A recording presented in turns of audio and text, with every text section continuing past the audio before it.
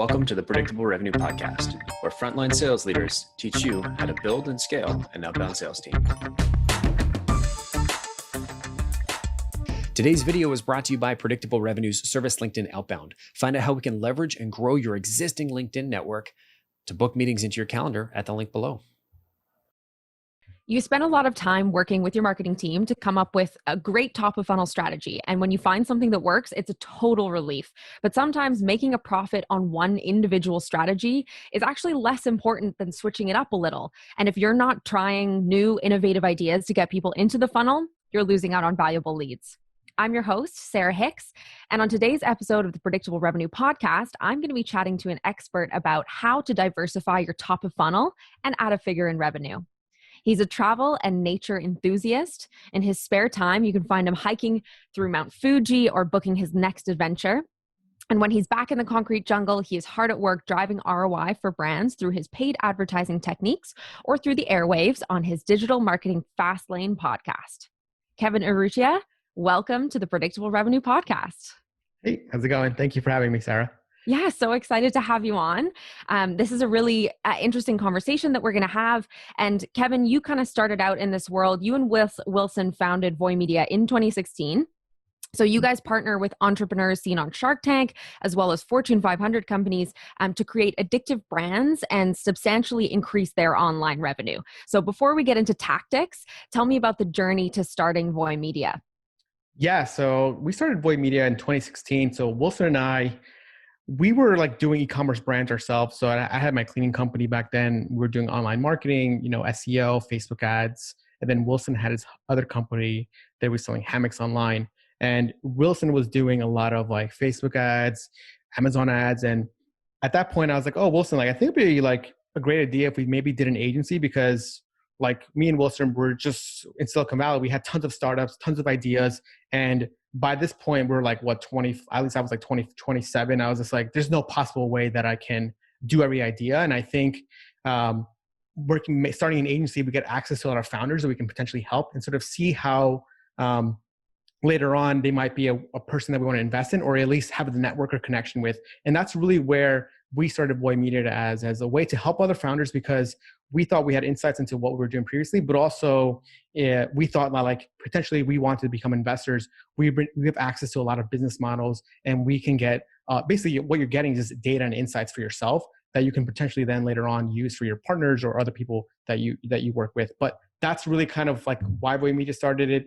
But then at the same time, we thought Voy Media would be a great way for us to work with founders, because we have pure e-commerce experience. We know what works. We're selling our own products. We're producing our own stuff. And then we can really come and help them besides just the paid marketing stuff or just marketing in general, because we've seen firsthand where it's not just paid social. It's everything else that's involved in building a business. And that's where we wanted to come in and really think about how can we help founders there.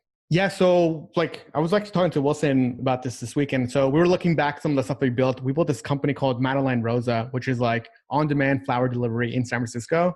And for us, it was just like, okay, great, let's build this product that we think is cool. And then people are just magically going to find us. And we thought we put a website online, and then we shared it on Twitter and Facebook at that time was really big. People would just randomly come. So we built it all. And then we're just like, oh, okay, no one's coming. Maybe it's a bad website. And then we built another website. The next website we built back in the day was called Radii, which is a local service company. And even then we're just like, okay, cool. This is a cool product. Maybe people will find it somehow. And again, we wanted a startup competition, but it didn't go anywhere because there was no sort of marketing or sort of building or expertise after that. And I think in the beginning I was like that because I grew up with this whole tech sort of knowledge of hey, if people build a cool product and you have a cool tech company, people are just going to naturally find it. And that's sort of the narrative that I believed, because that's sort of what I was reading about. And then I realized that even I think people now, they're like, oh my God, if I get on TechCrunch, I'm gonna have so many users, right? And it's nah, you get a spike of users, but those people are just probably looking at your stuff. They don't actually care about your product. And right. I think that's the biggest difference is you need to find customers that care about your product or service versus just the eyeballs that just read it online. Of course, getting on those publications helps with everything else. And I tell people yeah, you want to get on those websites because then you can use that proof for your marketing to actually get customers that say like, hey, this isn't a thing that's a scam or isn't a real thing. It's sort of like, now I see why that's important. But before I thought that was the important thing, but it turned out not to be. So that's kind of where we sort of eventually realized that we need to learn marketing. And really for me is when I started Mate Sailors, the cleaning company, that was purely like marketing, because cleaning is like commoditized business. There's so many cleaning companies out there. How do you distinguish yourself out from everybody else? And at that time, this was in 5 years ago, at that time, 2015, what was really new out there is like local SEO just for sort of coming out, like Google Maps. You know how like Google Maps, you find like little businesses now?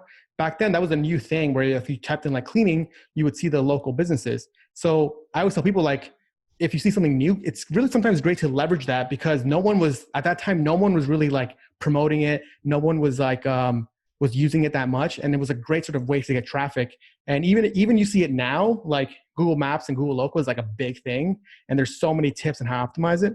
And even now you can tell it's big when there's no like Google ads on it. Now you look for like food, it's like ads, and then the organic listings. So true. Yeah. So like when you have like pure organic traffic, it's the best. Like remember Instagram back in the day when you would post something and everybody would see it. Now you have to boost everything. So like that's when you know that like the good old days are gone, because they're capitalizing on the traffic. So even for just in general, like now TikTok is a great channel because you can post something, you get so much organic boost, because TikTok, the platforms, they know like people feed into like views and likes.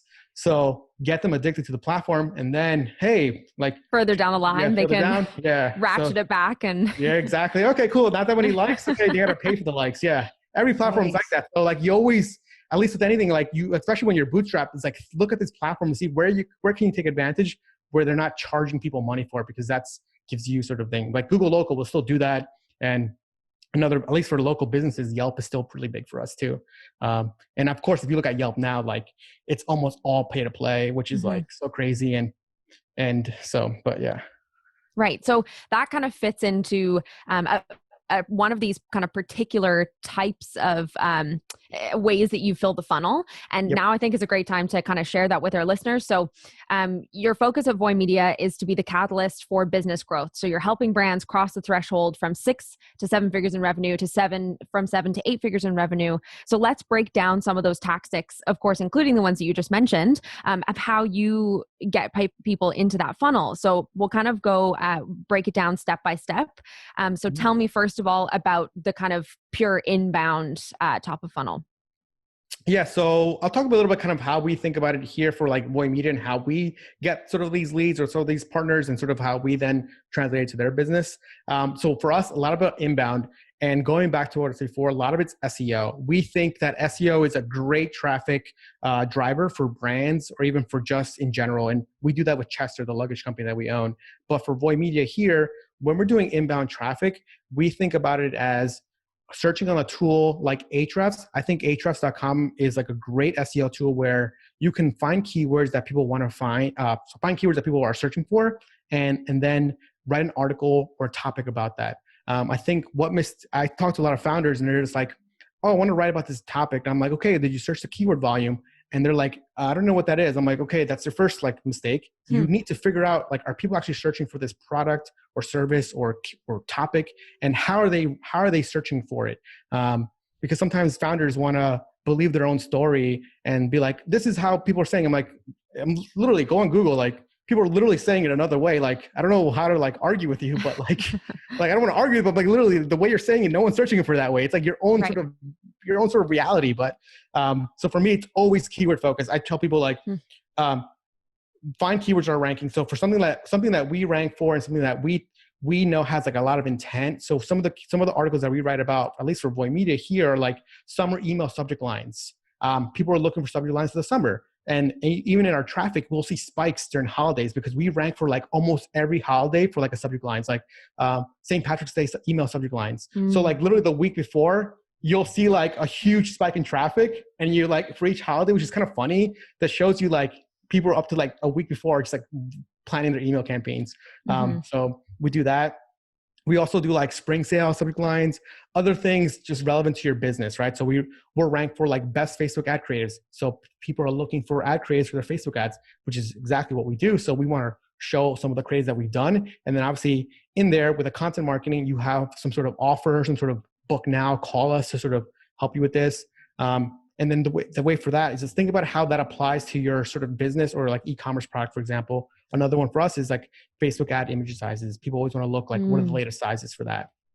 Another thing that we do here for Void Media is like podcast marketing, you know, kind of what we're doing right now. Podcast is a great inbound channel. Like you can sort of, at least for us, the way we think about it is going back, everything I do is really thinking about SEO. So our podcast, like what you said before, it's called Digital Marketing Fastlane. And the reason why is because digital marketing is the most searched keyword for digital marketing. So I said, okay, I know that Apple Podcast is essentially a search engine. So what are people searching for? Digital marketing. So people search, if my podcast name is Digital Marketing Fastlane. So actually put it in the name. Yeah. So then. Interesting. Yeah. So that's why I'm like, that's why it's called that. I'm like, literally I was like, okay, I know I want digital marketing and now I just need to think of a word right after. And I was like, Fastlane. Okay. People like things fast. So that's the next one. Yeah. I always tell people SEO is like, you can use SEO in everything. Like people are searching for things everywhere. Same thing with like Google Maps. So my company is called Maid Sailors because people look for maids. So maid. And then you always add like a random word. Like people I'm like, just add a random word. Like, just like, yeah. So that's what I think about it there. And again, podcast, I think is just great. And also with any of these channels, it needs to make sense. I love podcast marketing and sort of that for great inbound for Void Media because I love podcasting and I listen to a lot of podcasts. So I know how I like them and I like being on them because they're just fun for me. Another one that I do too for inbound marketing is think about inbound marketing as another company that does really well. You probably know like HubSpot. HubSpot. So they do like, I forgot what they call it. They call it like tech as marketing, where they build like tech tools, kind of like, I'm not sure if you like Googled like email signature creator. HubSpot is like the number one for that, where they'll like, if you want to create an email signature for your like company, you can put in your name, like, you know, Kevin Arruti at Void Media, and then like the email. And for HubSpot, that's just another contact in their CRM. So then they'll upsell you all their services. So it's like a mini tool. Yeah, mini tool. Yeah, exactly. Like mini tools for marketing. I forgot what there's a name. It's like tech as marketing or something like that. We'll find it later. Yeah. But for us, so what we did, so my background and Wilson's background is software design and product design. So what we did is we worked with a lot of e-commerce founders that use Shopify. So what we saw was a lot of Shopify owners didn't really know a lot of their core metrics, such as CLTV, average order rate, average lifetime value. So we created an app called Metrics Box, Sales Analytics. And that's a Shopify app that we developed in-house that we then put it on the Shopify App Store, and then e-commerce owners download it and use it. And the reason why we like it is because we then get access to tons of founders through just our free app. And then we can offer them, hey, by the way, like it looks like you're scaling up. Do you want help with your campaigns? And then using that as a way for insights into other stores, into founders, and saying like, hey, look, you're using a free tool. You probably want to work with us because we built it. So we kind of know like how to, you know, scale you up. Cause like these are metrics that we care about too. Right. So interesting. Yeah. So like I said, I always tell people like think about your sort of background, your expertise, and see how you can use that to leverage. And again, we just recently wrote a book. So that's another inbound thing too. So another thing that we do for inbound marketing is private Facebook groups. I'm not sure if a lot of people are in them. And the reason why I tell them they're such a good thing to do now, because even Facebook itself is advertising these groups on like TV channels, on subways here in New York City. So, you know, it's kind of what I was saying before. It's a place where they're really promoting heavily. And the great thing about them at this moment is that they don't have any ads in them. So, and also they're kind of like back in the day when you had a page, when you would post something, everybody would see it. And that makes the visibility so great. And it gives you so much power because, and I also really like about Facebook groups too, is that if you're an admin moderator, you have that admin or moderator title. So it's inherently gives you like a sense of power, or people are like, oh, this person is a moderator, an admin. They must know a little bit more than me. So whatever they post is going to be good, or they're good at whatever they're doing. So it's kind of like the psychological marketing trick, like when, you know, like someone's a director versus like not a director. It's like, oh my God, he's a director. Right? Yeah. It's like, but it's like you talk to them, it's like, they don't know. Do they know more than me? I don't know. It's the title that says it, but yeah. But it's that sort of, it's like just marketing tricks, right? So for that one, I really love Facebook groups. It's a form of inbound marketing. And the reason why I like it too is because Facebook promotes them internally. And if you go go past a certain threshold, you just show up more, and then you just get natural people joining a group. And the great thing about groups too is that you can ask a question. So we always tell people like, hey, what's your email? Right? And then that puts them into our email funnel now. So then that's another great way. And again, we just share tips, tactics. We share stuff that's working, results. Another one that we do too is like we reach out to bloggers and YouTubers. This is great for Chester. So for Chester, the luggage company, we do this a lot. YouTubers, bloggers, they love reviewing product. And if you have a product that makes sense for them, they will write a review for you. And that's for us, for Chester, we also have a referral program where if someone refers a sale, they'll get a commission. And you try to make, I always tell people like, you want to make if you want to get the sale on your website, especially if you're doing e-commerce, and we know that the biggest competitor out there for e-commerce is Amazon. Amazon has the world's biggest affiliate program, and the affiliate commission fees are public for anybody to see. So what you want to do is don't go less than Amazon, because then why would they ever sell on your store? Yeah. You want to go double or triple what Amazon's saying. That way you can get that person to give you that sale on your website. Because remember, the sale on your website is going to be more important than Amazon, because now you get their email address and then you get where they live, and you can keep sending them remarketing materials. But that just means that you just basically can't be cheap, and you can't just like not offer them a good commission. Right. And then, like I said, we also do that for Void Media too. We're reaching out to bloggers just to write about us or review us, or even when we're doing content marketing to post our articles. Another great thing I tell people what to do for inbound marketing, and this sort of ties into with how we're doing like YouTube reviews, is just get your customers on the phone and put it on a YouTube. That's another great form of inbound marketing, because, for example, I always tell people like, no matter what product or service you have, the second most searched term, this goes back to like SEO, is going to be your product or service name reviews. So think about any product. Made Sailors, that's our brand name. The second most searched term is Made Sailors reviews. Chester Luggage, Chester Luggage reviews. It's always that, no matter what you're doing. So you really, going back to where we say you want to control that. If you know that people are searching for reviews, make sure that the people you're contacting you put that sort of keyword in their blog post or YouTube title, because then you can show up. And then we just tell people, hey, put that keyword in your thing. People are sometimes they're scared to ask. I'm like, I tell people, no, like, you're going to put that, like, this is what you want. Like, so, that's another thing tip. But yeah, those are some inbound tips, that we awesome. Kind of do. And all of these kind of specifically with SEO and kind of making yourself kind of apparent in Facebook groups, getting yourself on these videos with or the blogs with the YouTubers, all of that kind of thing, all helps you take control of your company narrative in the online space. So tell me about the importance of kind of having that control. Yeah, I think the importance of having that control is that, at least for your brand or service, you don't want to leave it up to, I tell people like, you don't want to leave it up to chance about what someone else writes about you. Why? Like, if you can really go reach out to a blogger and tell them to write a review about you, why not make it a positive review? And if a lot of times people like say like, oh, what if I send them the product and they don't like it? I mean, I've had that before happen to Chester a lot of times. You know what happens? People just say, hey, I didn't really like the product. I'm not going to write something bad about it, because now they feel like indebted to you. It's kind of like reciprocity. They're like, oh, you gave me it for free. I don't really want to give you something bad. It's just marketing, right? But if you didn't give it the product for them for free and they bought it and they're pissed off, for a fact they're going to write a review about it. So I tell people like, you'd rather take the chance and get the review and then tell you you're not going to write about it than they get a pissed off review, because that's going to be more emotionally charged than a random one that potentially happened. Yeah. Yeah, absolutely. So for those of you listening right now, we're just going to do a quick recap of all of the different kind of top of funnel there. It was quite a lot to take in. So I want to make sure that you guys, take your notes or press pause and do whatever you got to do to retain it all. So under the kind of overall umbrella of inbound, number one biggest thing is SEO. So making sure that you're putting those keywords into any of your kind of content on your website, all of that stuff. And make sure, as Kevin mentioned, that you actually look up what the keywords are that people are using, because obviously we have our own kind of internal company terminology and we think that that's what people are looking for, when in reality it may not be. Different things you want to kind of focus on is your specific subject lines, specific to different offerings you have, or specific to the time of year, the season, anything like that. The CTA in an ad. So kind of playing around with that, how you pull people in there. Ad image sizes was something that Kevin mentioned is kind of something that they've been playing around and testing.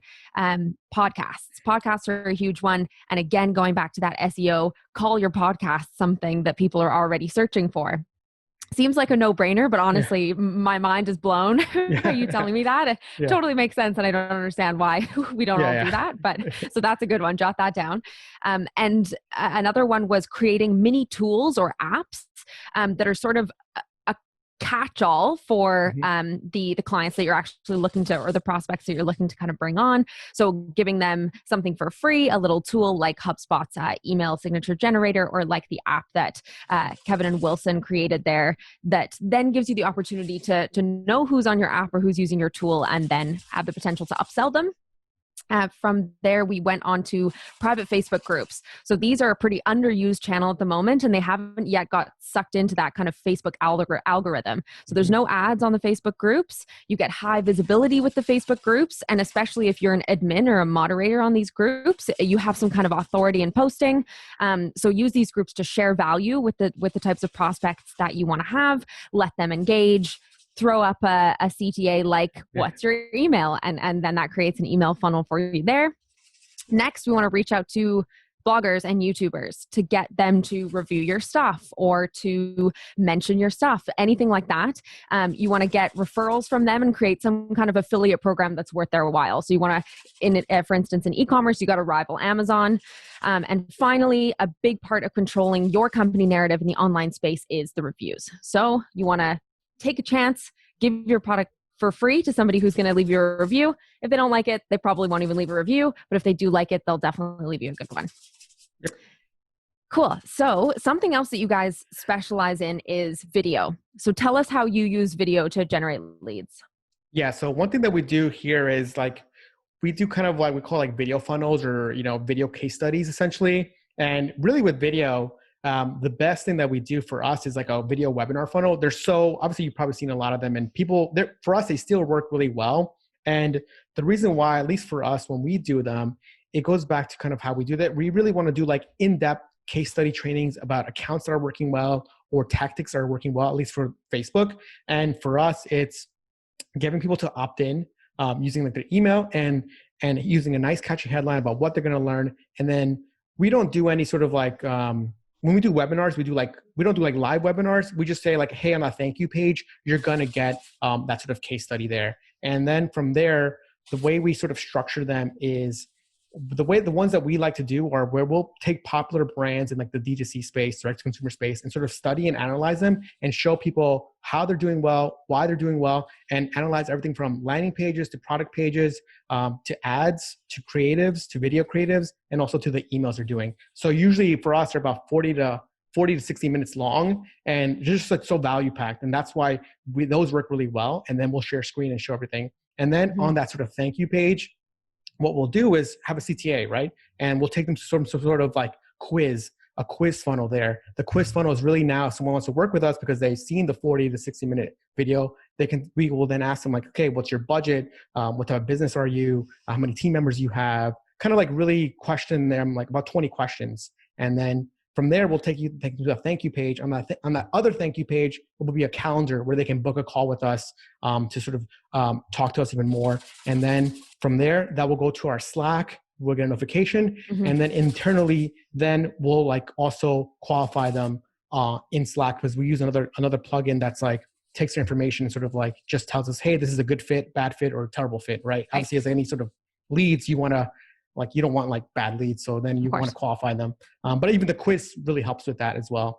That's kind of the way we think about it. And then that also goes to another thank you page that gives them like another video about why you should work with us, and then goes from there. But that's kind of how we do videos. And then when I say videos too, to generate leads, we also use videos when we're recording testimonials from partners. So when someone reaches out to me for the inbound, I will then say, hey, great, we'd love to work with you, blah, blah, blah, blah. By the way, here's some partner testimonials and videos that you can check out.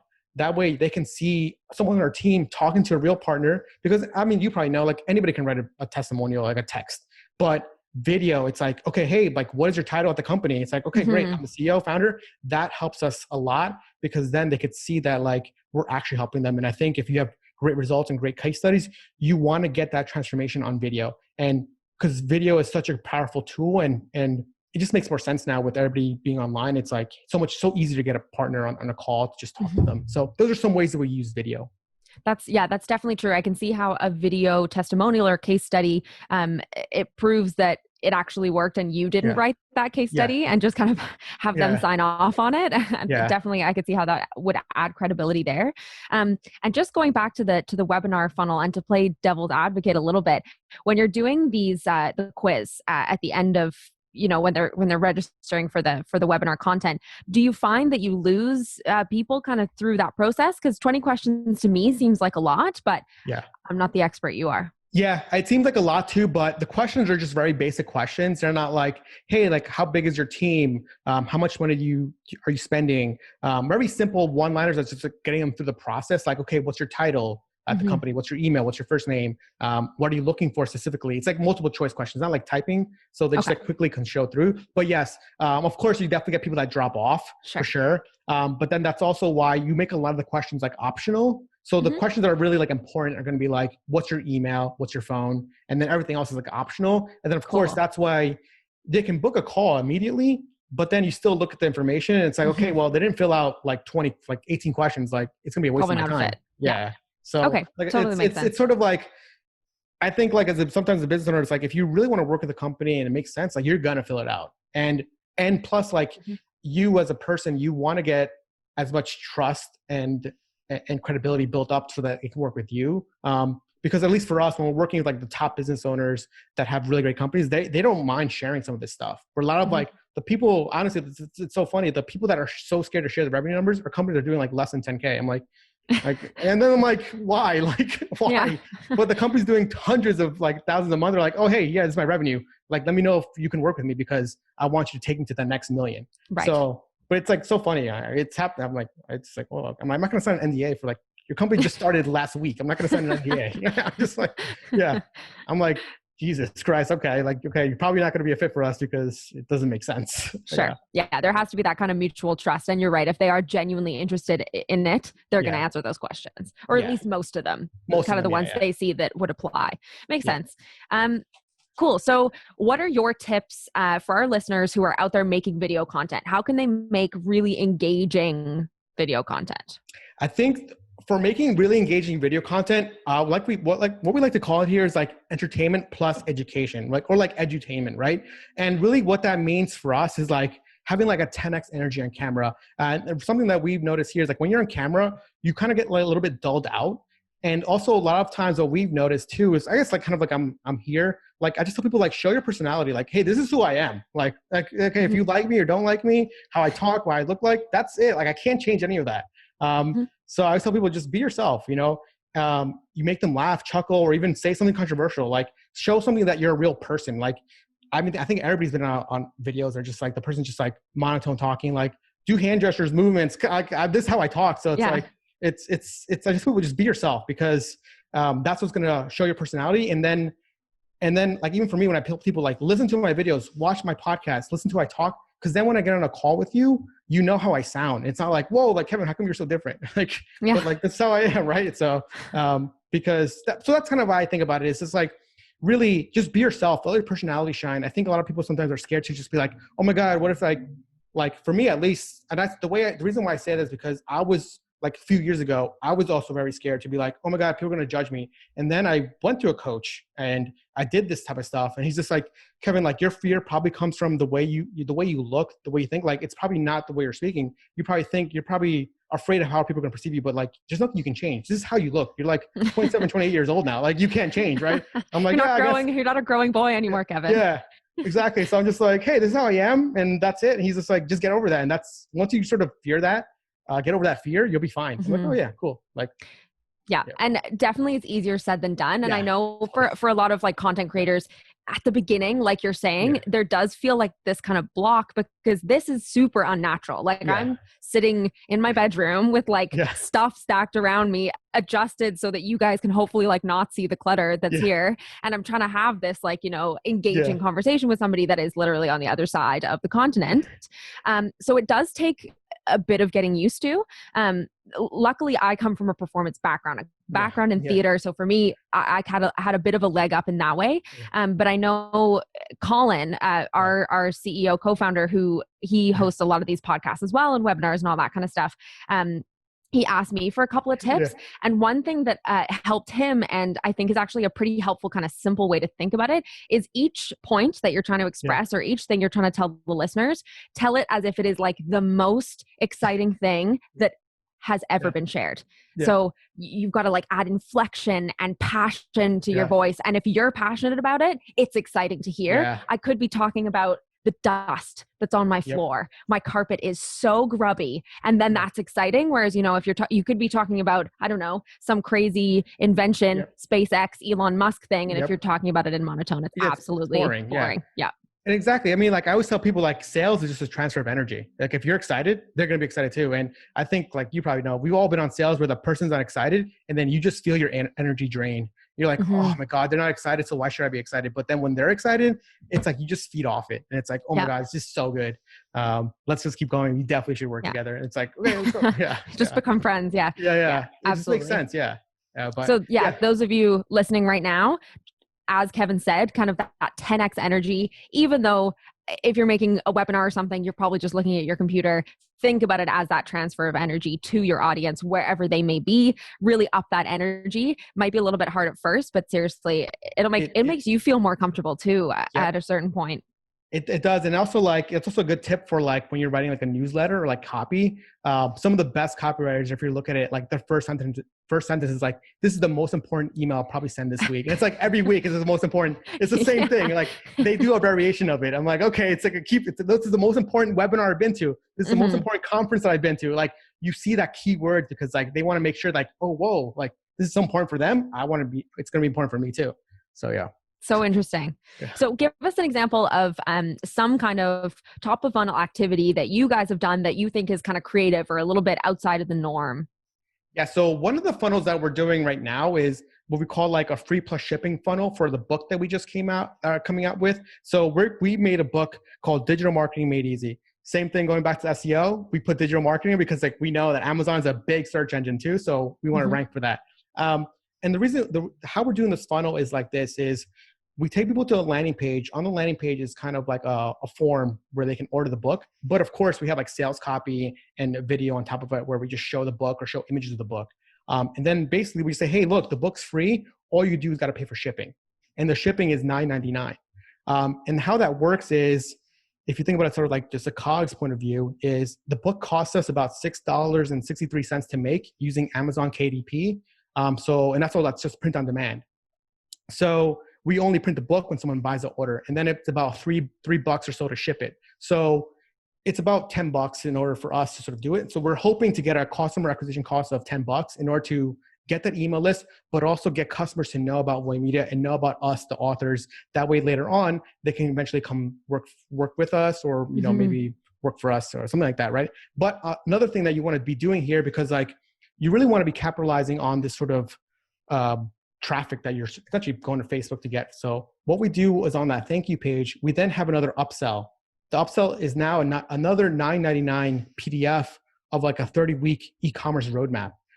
So that way, and the reason how that works is like if you use something like stripe.com to process payments, is whenever you input your credit card information, you get like a tokenized version of the card.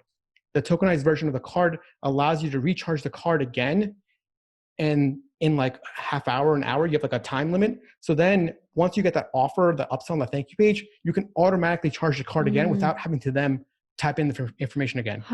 And that works really well because really what the upsells that work great are, these are the two ones that we've seen that work the best. Another version of your same product at a discount. So if you have a luggage, for example, sell that same luggage again at 10% cheaper because they already bought it the first time. So psychologically, they're already committed to the product. So just say, okay, cool, buy another one now. And that works. That's probably the best upsell ever. Another one is how can you achieve that result quicker? People want things fast. So for example, with the book is going to teach you how to do it. But then now we're saying, hey, look, with this sort of PDF, we're going to lay down the exact steps for you to achieve this faster. So that's sort of way we think about upsells, and using it like this is great because I think it works better than even like a front end offer where like you have like an order bump. Order bumps work well too, but like this, at least you capture that first initial charge and then the second one's just a thank you. Does that make sense? Yeah, totally makes sense. That's really interesting. And you mentioned that you're kind of, obviously there's like a larger cost to the book being printed than there is for that shipping, and you're kind of hoping to maybe break even on it. And Yep. we mentioned at the top of this podcast that sometimes it's actually really important to just break even Yep. on a strategy. It actually doesn't need to bring in profit. So tell me about why it's okay if you only break even on a particular. I think it's so important to even just like only break even, because the reason why is because now you got a customer into your ecosystem to learn about you, to know who you are. And then you can also, at least emails, I always tell people email is probably the most important asset for any sort of digital company. If you think about any sort of company that gets bought out or purchased, it's usually because they want it for their customer base, right? A lot of these big companies, like, I don't know, for example, look at Instagram. Like Facebook can build out Instagram in like a month, but what they do, they bought them out because they have the customer base. They're not buying the actual technology. I mean, Facebook copies any company they want in the world, right? Yeah. But they want the customers, they want the email list. And for you, that's why that's so important for you, for any digital asset that you have when you want to sell it. People really care, okay, how many customers do you have and how many times have you sold to them? Because they want to see what that lifetime value of a customer is. So for us, it's about getting them into our system. And then, hey, by the way, we also had a podcast. Listen to our podcast. Oh, by the way, we also have our Facebook group. Join our Facebook group. Oh, follow us on Twitter. Basically, keep showing them your content, because what happens all the time is, even like just this today, I had someone saying, hey, Kevin, I'm in your Facebook group. We're like a pharmaceutical company in Australia. We'll love to get on a call. They just see you all the time, and then it just makes your inbound easier. And going back to what we said before, they've seen me on my podcast, the book. They know how I sound. And now it's like, okay, great. Like, how do we get started working together? Now it's like, okay, now you can actually qualify them and see like, do you want to work with them? Where I know in the beginning with any sort of business, you're kind of like struggling to get customers, but at a certain point, save some of the money that you make from, in the beginning, and then use that as a way to, advertise your products or services. Obviously, it's like a long-term type of thing. It's not like sometimes you see the ROI instantly, but that's sort of the way we think about it and why that's so important for us. Right. And I think that kind of encompasses everything that we've been talking about today. The most important thing is to have that really diverse top of funnel, because as you mentioned, somebody comes in through one particular funnel and they don't go all the way. They don't continue through. They sign up for the newsletter. They join a Facebook group. They watch one episode of the podcast. But as you kind of hit them from all these different points, they've got this kind of more and more clear or more and more robust picture of you and what you guys do. And at a certain point in their kind of journey across this top of funnel, something will stick. And so in kind of diversifying that top of funnel, you give yourself or the company more kind of at-bats or more opportunities to attract different types of people. Some people just may not be interested in a Facebook group, but you catch that guy through the webinar. So as long as it's kind of like casting a wide net, but absolutely being strategic in each of the kind of points in that net. Yeah. And another thing too is that like for us, like when we do our podcast, we now do like video versions of it too, because now we can go on YouTube. And so it's like a lot of times you're doing this already. Like just sort of think about how can you apply to different channels. For the book, we have the book. The book's like over 500 pages. How can we read that now? How can we read a book chapter as like an episode segment? And then also so it's like a lot of the times it's like you have this content already. Just sort of think about how you can sort of put it elsewhere, because like kind of what you said before, someone might not want to read the book, but they like the audio version of it. Yeah, that absolutely makes sense. Yeah. Cool. Well, Kevin, thank you so much for explaining all of these amazing ways to diversify that top of funnel. If people wanted to learn more about all of these different ways that they can do the same thing, of course, the first stop that they should be going to is that book. And so they can find that on Amazon. We'll make sure to share that link. But if they want to speak to you, is there a resource or a book or other than your own that you'd point them towards, or where can they learn more? Yeah, so I would say like something that's a really good book that's helped me think about this. It's called .com Secrets. The book sounds very spammy, like .com Secret, but it's probably like, I tell people like, trust me, it's a good book.